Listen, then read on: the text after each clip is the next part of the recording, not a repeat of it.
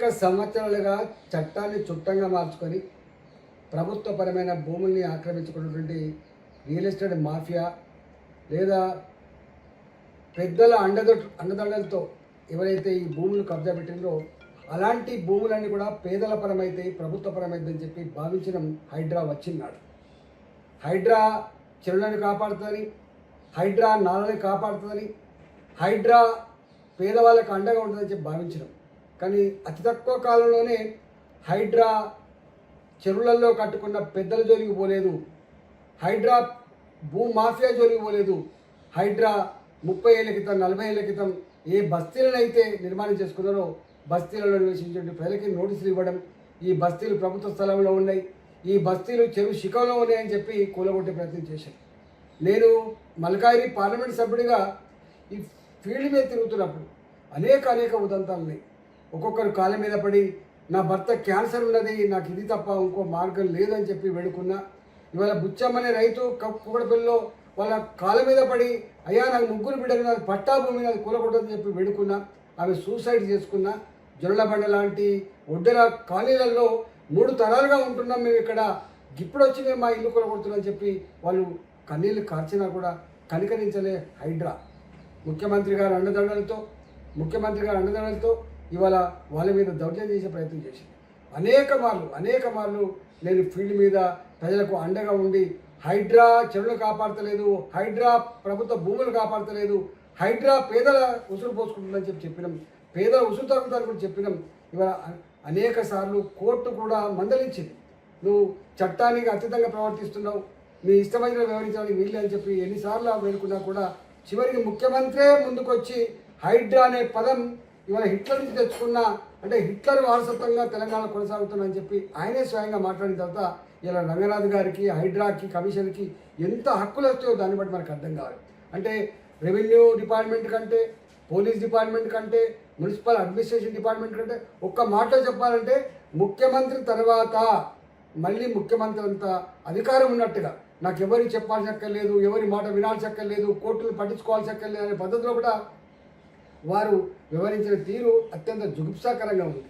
ఇవాళ కోర్టు కూడా అనేక సార్లు నిన్ను జైలు పెట్టాల్సి వస్తుంది, నువ్వు అతీతంగా వివరిస్తున్నావని చెప్పి మందలించినప్పటికీ కూడా ఎక్కడ కూడా మార్పు రాలేదు. ఇవాళ 63 సార్లు కోర్టు దిక్కలకు పాల్పడినట్టుగా ఇలా మాట్లాడి రంగనాథ్ను వెంటనే తొలగించమని చెప్పి సిఎస్కి ఇలా కోర్టు ఆదేశించిన స్థాయికి వచ్చిందంటే ఇలా రంగనాథ్ కాదు, ఇక్కడ ప్రభుత్వానికి ఒక చెంపపెట్టులాగా ఉందని చెప్పి భావిస్తూ ఉన్నాను. నేను స్వయంగా చూసిన ఇవాళ అనేక మంది పెద్దలకు నోటీసులు ఇచ్చి వాళ్ళకు ప్రభుత్వ అండదండలు ఉంటే వాళ్ళకి ఏమనకుండా కాపాడిన ఉదంతాలు అనేకం ఉన్నాయి. కాబట్టి ఇవాళ చట్టం మరోసారి ఉన్నవాళ్ళ చుట్టమైంది. ఇవాళ పేదవాళ్ళకు మాత్రం ఇవాళ కన్నీళ్ళు మిగిలినాయి. ఇవాళ ఇప్పటికైనా కోర్టు ఇంటర్వ్యూని ఈ పని చేసినందుకు హర్షాన్ని వ్యక్తం చేస్తున్నా. ప్రభుత్వ అధికారులను సూచన చేస్తున్నా, ప్రభుత్వ అధికారులుగా ఐఏఎస్ ఆఫీసర్లుగా, ఐపీఎస్ ఆఫీసర్లుగా మీరు సర్వీస్ 30 సంవత్సరాలు 35 సంవత్సరాలు ఉంటాయి. రాజకీయ పార్టీలుగా ప్రభుత్వాలు 5 ఏళ్ళకి ఒకసారి మారుతూ ఉంటాయి. కానీ మీరు ఇష్టానికి లోబడి కాకుండా చట్టాన్ని లోబడి పనిచేసే ప్రయత్నం చేయాలి తప్ప బాసుల ఆదేశాలని తూచ తప్పకుండా పాటించి కటకటాలు పాలైనటువంటి అనేక ఉదంతాలు ఉన్నాయి. కాబట్టి ఇప్పటికైనా బాసులు ఆదేశించగానే 100ల సంఖ్యలో బుల్డోజర్లు పోవడం, 100ల సంఖ్యలో ఈ సిమెంట్ కాంక్రీట్ వెహికల్ పోవడం, 100ల సంఖ్యలో పోలీసులు పెట్టి ప్రజల మీద దౌర్జన్యం ప్రయత్నం చేయొద్దని చెప్పి నేను డిమాండ్ చేస్తూ ఉన్నా. ఇవాళ ఇప్పటికైనా ఈ చర్య జరిగినందుకు గర్విస్తూ ఉన్నా. రెండవది, ఇవాళ రియల్ ఎస్టేట్ వ్యాపారం అంతా కూడా హైదరాబాద్ నగరంలో రియల్ ఎస్టేట్ వ్యాపారం ఇవాళ కొన్ని లక్షల మందికి ఉపాధి కల్పిస్తుంది. రియల్ ఎస్టేట్ బాగుంటేనే అనేక రకాల ట్యాక్సెస్ వస్తాయి, నేను స్వయంగా చూసిన. కానీ ఈ హైడ్రా వచ్చిన తర్వాత లేక్ వ్యూ అనే పదం పోయింది, ఈ రివర్ వ్యూ అనే పదం పోయింది. ఇవాళ ఒక అపార్ట్మెంట్లో ఇల్లు కొనుక్కోవాలన్నా, ఒక గేటెడ్ కమ్యూనిటీలో ఇల్లు కొనుక్కోవాలన్నా హైడ్రా పర్మిషన్ తెచ్చినవా అని చెప్పి అడిగేటువంటి స్థాయికి వచ్చింది. ఇలా మొత్తం రియల్ ఎస్టేట్ రంగం అంతా కుదేలైపోయింది. హైదరాబాద్లో లక్షల మందికి ఉపాధి లేకుండా పోయింది. ఇలా రియల్ ఎస్టేట్ వ్యాపారుల గుండెల్లో రైలు పరిగెత్తా ఉన్నాయి. నేను ఒకటే అంటున్నా, వ్యాపారం చేసుకునేవాడిని సపోర్ట్ చేయమంటలేను.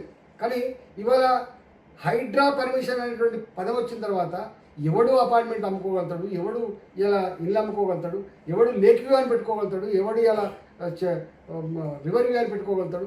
ఇంత భయానకమైన వాతావరణం ఏర్పడుతుంది. కాబట్టి దీంట్లో మిడిల్ క్లాస్ కూడా 30 ఏళ్ళ క్రితం మేము కోరుకున్న భూమి, 30 ఏళ్ళ క్రితం కట్టుకున్న ఇల్లు ఇప్పటికి కూడా మాకు నోటీసులు వస్తున్నాయని చెప్పి భయపడే పరిస్థితి వచ్చింది. ఇవాళ ప్రభుత్వం ఇప్పటికైనా గుణపాఠం తెచ్చుకొని ఇది రంగనాథ్కి ఇచ్చినటువంటి ఆర్డర్ కాదు, ఇది తెలంగాణ ప్రభుత్వానికి రేవంత్ రెడ్డి సర్కార్కి ఒక చెంపపెట్టులాగా ఉండేటువంటి ఆస్కారం ఉంది. కాబట్టి ఇప్పటికైనా రేవంత్ రెడ్డి గారు ఇలా బేజాలకు పోకుండా కింద ఏం జరుగుతుందో చూడు. ఇవాళ మొత్తం ఈ ప్రభుత్వం ఏర్పడిన తర్వాత 2.5 సంవత్సరాల కాలంలో అతి ఎక్కువ ప్రజలతో చీకొట్టించుకునేటువంటి ఇవాళ సంస్థ ఏంటంటే హైడ్రా. దానివల్ల ఈ ప్రభుత్వానికి అయితే చెడ్డ పేరు వచ్చిందో మీకు ఇవాళ తెలియకపోవచ్చు, రాబోయే కాలం తప్పకుండా తెలుస్తుంది. దీని మూల్యం రేవంత్ రెడ్డి సర్కారే చెల్లిస్తారని చెప్పి సందర్భంగా చెల్లిస్తాను. పదానికి ఎవరికి అర్థం తెలియదు. స్వయంగా ముఖ్యమంత్రి గారే అహంకారం ఎక్కువైపోయిన తర్వాత హైడ్రా అనే పేరు హిట్లర్ రాజ్యంలో ఒక కోర్ కమిటీకి ఉన్నటువంటి పేరు. ఆ కోర్ కమిటీ ఎవరినైనా జైల్లో పెట్టచ్చు, ఎవరినైనా చంపచ్చు, ఎవరి మీదైనా దౌర్జన్యం చేయొచ్చు. అంటే ఒక మాట చెప్పాలంటే దానికి హక్కులతో సంబంధం లేదు.